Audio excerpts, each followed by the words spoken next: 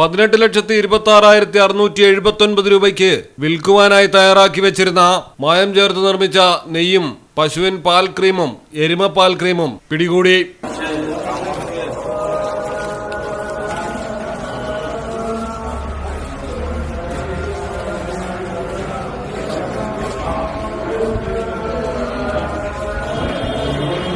മൊത്തം 3790 കിലോഗ്രാം മായം ചേർത്ത പാൽ ഉൽപ്പന്നങ്ങളാണ് കണ്ടെടുത്തിരിക്കുന്നത്. ഹൈദരാബാദിലാണ് ഞെട്ടിക്കുന്ന സംഭവം. ബഞ്ചാര ഹിൽസ് റോഡ് നമ്പർ 12-ലെ ഹോലാനഗറിൽ പ്രൈഡ് ഡയറി എന്ന ബ്രാൻഡിൽ കമ്പനി നടത്തിയാണ് വൻതോതിൽ മായം ചേർത്ത് നെയ്യടക്കം പാലുൽപ്പന്നങ്ങൾ നിർമ്മിച്ച് വിൽപ്പന നടത്തിക്കൊണ്ടിരുന്നത്.